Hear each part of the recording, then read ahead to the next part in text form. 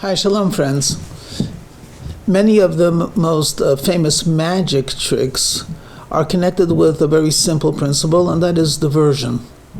So he might come out with a costume, with an attractive assistant, and start talking, and you're involved with the narrative. In the meantime, when your attention is focused in one area, he's able to accomplish something in a different area. And it's not only in magic, it's actually true in language primarily. Yeah, let me do one example.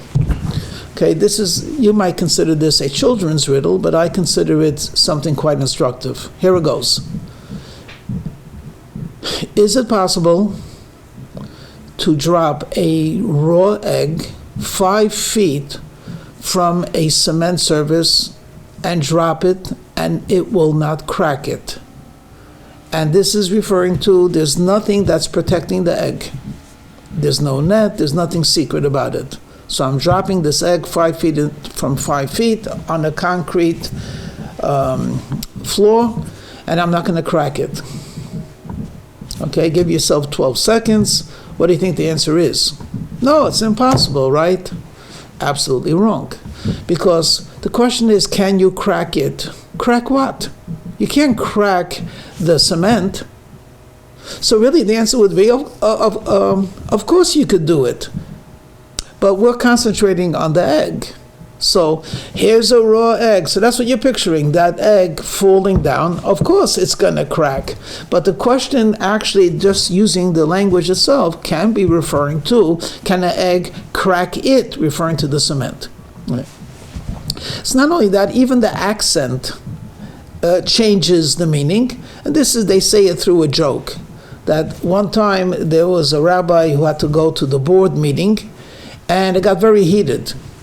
And the president of the board said something nasty to the rabbi, and the rabbi responded with rabbinic whatever, and it became a real mess. And there was a recess, and the president said to the rest of the board, I am quitting unless the rabbi apologizes to me and publicly. And they were in a quandary, because you're supposed to respect the rabbi. He is the spiritual leader. On the other hand, what came was very unsavory. So they said, what do you want him to do? Humiliate him? So, no, I just want a simple statement to be said. Let him say publicly, what I said about the president, it is not true. That's all. It's just one line. It's a simple declarative. Anyway, they give it to the rabbi, and the rabbi realizes that his salary is on the lines. He says, I will do it.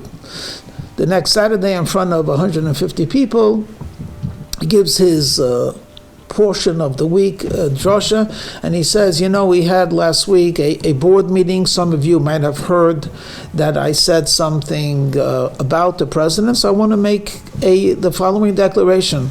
What I said about the president, it is not true. Same words, different question, and of course, that's a joke, right? But really, you could do that. You could say words, putting the emphasis or the accent on a different part has a completely different meaning. Even sequence, and Rabbi Manis Friedman is popular, very popular teacher, and he's fond of saying the difference between I love you or you I love. And he implies, I love you is a strong statement, but it's not exclusive. I love you and I love someone else as well. But you I love is much more exclusive, much more direct, and so on. So where am I going with this? I'll tell you. We pray every single day that Mashiach come. We want redemption. And we consider ourselves in this time and place, no matter how pleasant it might or might not be, we consider this what we call exile, or in Hebrew, galut. At the same time, every single day, maybe 3 times a day, we ask Hashem for good health and a lot of money and health to do. We want nachas, we want respect, we want entertainment, we want comfort. So what do we really want? Which one is it? So here's a statement, and then I'll say a second statement. I want a comfortable exile so I might serve God. I want exile to be comfortable so I might serve God. Do you hear a difference between the two? If you acknowledge that we're in exile and we're saying to ourselves, God, do you want me to serve you when I have the flu? No, I'd much rather, and you would much rather, that I serve you with joy when I'm in good health. Almighty God, do you want me to serve you when the synagogue is in disrepair and we don't have enough money for an old age home? Or do you want me to serve you when we have a beautiful home and there's plenty of resources for the elderly? So we need wealth. Okay, so we're in exile, but we want it to be as comfortable as possible in order for us to prepare ourselves for redemption. In contrast to Hashem, make exile comfortable so I might serve you. If you are comfortable in exile, how are you going to serve Hashem and ask Him for Mashiach? You don't need the temple, you're comfortable in exile. So it's not a contradiction. We want the best of the physical blessings in the here and now, which is not redemption. It is not messianic. It is exile. And at the same time, we can ask Hashem that in this position, though we are in exile, make it as feasible as possible, as comfortable as possible, so we might return to you and to the Holy Land.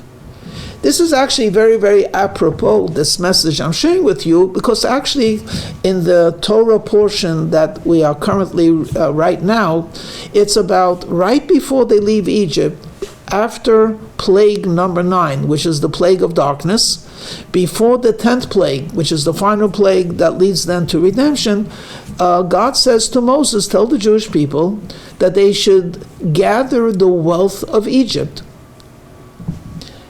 There are many reasons given for this, but in a very, very general way, God is teaching us, before you leave exile, I want you to be as comfortable as possible. So when they leave Egypt, they're not downtrodden slaves escaping the whip.